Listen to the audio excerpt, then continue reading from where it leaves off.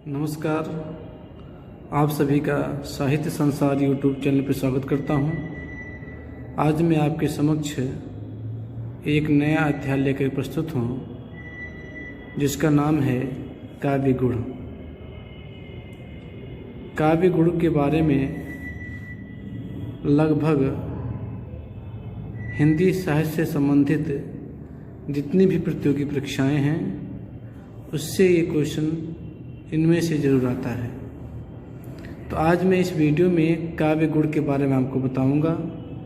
काव्य गुण कितने होते हैं और विभिन्न आचार्यों ने काव्य गुणों की संख्या कितनी बताई है, इसकी परिभाषा क्या है और काव्य गुण जो मुख्य रूप से जो 3 बताए गए हैं उनकी परिभाषा, उनके उदाहरण मैं इस वीडियो में देने का प्रयास करूंगा। जैसा कि मेरा भरपूर प्रयास रहता है कि आपके पास सही जानकारी उपलब्ध कराई जाए, जिससे प्रतियोगी परीक्षा में जब ये इससे संबंधित कोई प्रश्न पूछा जाए तब आपके मन में कोई शंका या संदेह न रहे। आइए देखते हैं काव्य गुण। काव्य शास्त्र के आचार्यों ने काव्य पुरुष के शरीर को शब्दार्थमय कहकर गुणों को शौर्यादित कहा है, जिसका प्राय यह है कि काव्य के शरीर में गुण उसी प्रकार विराजमान रहते हैं जिस प्रकार मनुष्य के शरीर में शूरवीरता, सच्चरित्रा, उदारता, करुणा और परोपकार वृत्ति आदि मानवीय गुण निवास रहते हैं। कहने मतलब है काव्य शास्त्र के आचार्यों ने काव्य को में गुण को विशेष महत्व दिया है। आचार्य वामन ने गुणों को काव्य शोभाया कर्तारो धर्मो गुणा माना है, जिसके अनुसार गुण काव्य की शोभा बढ़ाने वाले धर्म सिद्ध होते हैं। आचार्य वामन का कहना है, ये पूछा जाता है कि काव्य शोभाया कर्तारो धर्मा गुणा, ये किसने कहा है? तो आप बताएंगे आचार्य वामन ने। ये प्रश्न पूछा भी जाता है। गुणों को काव्य के शोभा धर्म माना गया है, जबकि अलंकारों को काव्य के शोभा हेतु माना गया है। यानी गुणों को काव्य का शोभा धर्म माना गया है, जबकि अलंकार को शोभा हेतु माना गया है। गुणों को रसाश्रित कहा गया है। गुणों का प्रमुख संबंध रसों से है, जो शब्दार्थों के माध्यम से व्यक्त होकर रसों का उत्कर्ष करते हैं। यदि कोई काव्य कृति रसविहीन है तो उसमें गुणों का संचार हो ही नहीं सकता। गुणों की संख्या और स्वरूप के संबंध में आचार्यों में मतभेद रहा है। आचार्य भरत मुनि ने अपने नाट्यशास्त्र नामक ग्रंथ में गुणों की संख्या 10 मानी है। कितनी मानी? 10, जो हैं श्लेष, प्रसाद, समता, समाधि, माधुर्य, ओज, सुकुमारता, अर्थव्यक्ति, उदारता और कांति। ये 10 गुण उन्होंने अपने भरतमुनि ने नाट्यशास्त्र में माने हैं। आचार्य वामन ने गुणों को काव्य का नित्य धर्म मानकर अलंकारों से अलग किया है। यानी आचार्य वामन का ये कहना है कि जो गुण हैं ये काव्य के नित्य धर्म हैं। आचार्य दंडी ने काव्य गुण की संख्या भरत मुनि की तरह 10 गुणों को माना है। आचार्य दंडी ने आचार्य वामन ने और भरत मुनि ने जो 10 गुणों की बारे में बताया है, दंडी ने उसका अपने ग्रंथ में उसका पुनरुत्थान किया, यानी वही बात दोहराई है। आचार्य वामन ने गुणों को शब्दगत और अर्थगत दोनों माना है। आचार्य वामन ने शब्दगत के अंदर 10 काव्य गुण और अर्थगत के अंदर 10 काव्य गुण, यानी इन्होंने वामन ने 20 काव्य गुण माने हैं।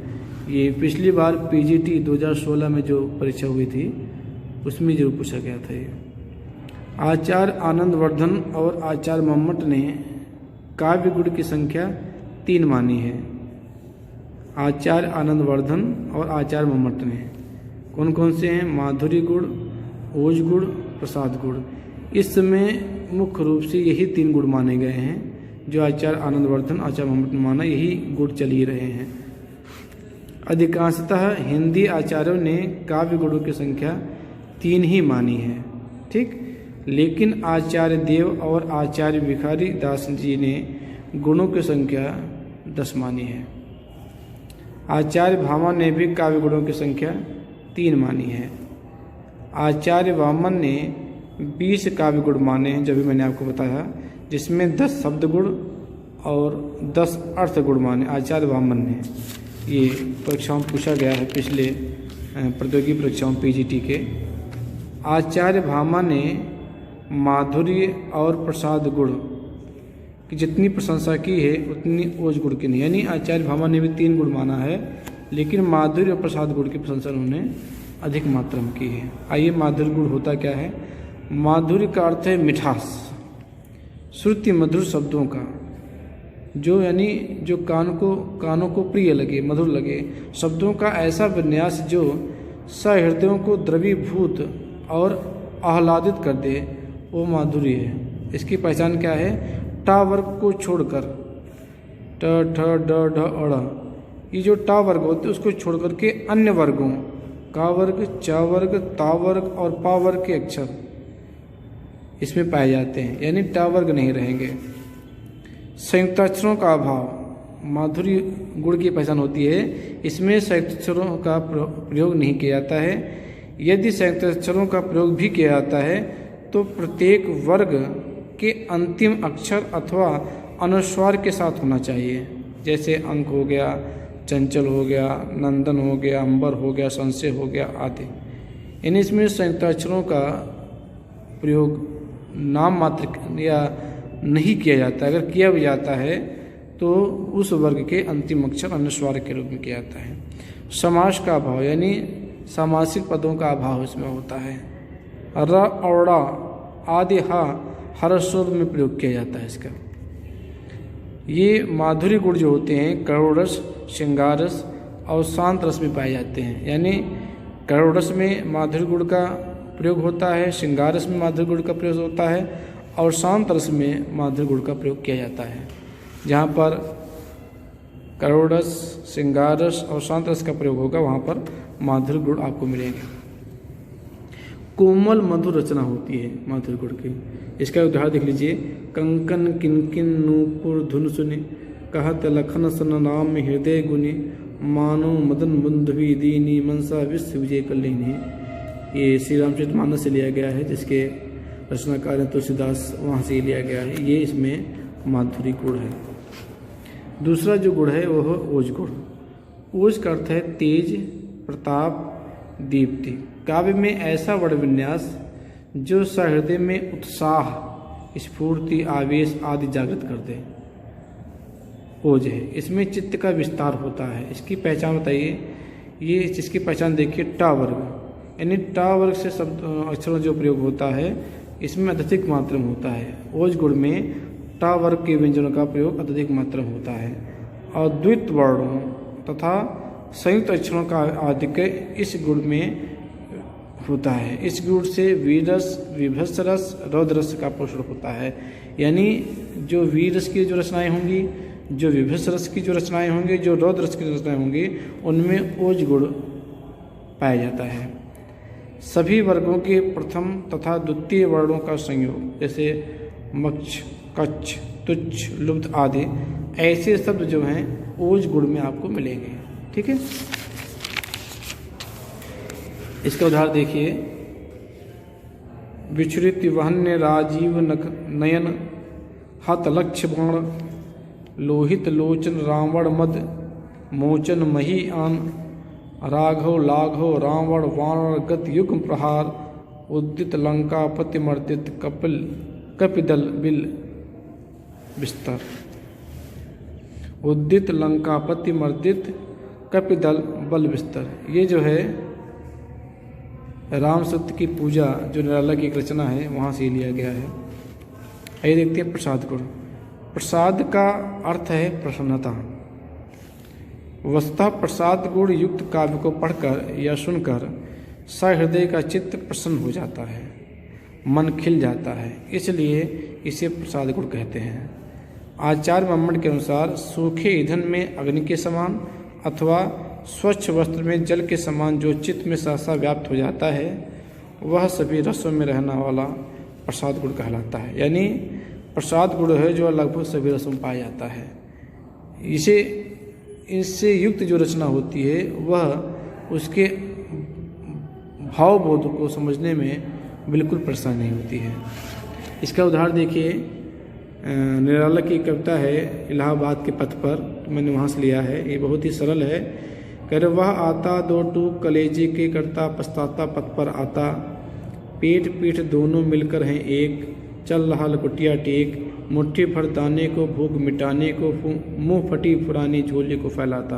अब देखिए, जब इस कविता को हम पढ़ेंगे तो इसमें कोई भी शब्द ऐसा नहीं लग रहा है जो आपको कठिन लग रहा हो।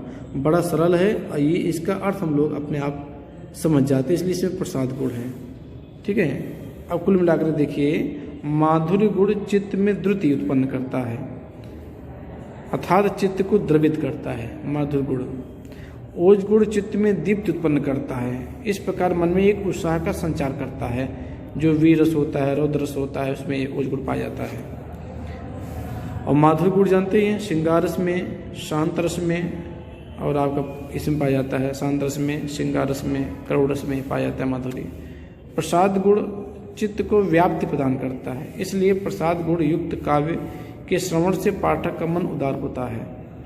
यानी जिस काव्य रचना को पढ़ने से जिसके अर्थ में आपको कोई भी दिक्कत ना आए, जो आपको काव्य बड़े आसानी समझ में आ जाए, वो प्रसाद गुण की पहचान होती है। ठीक है।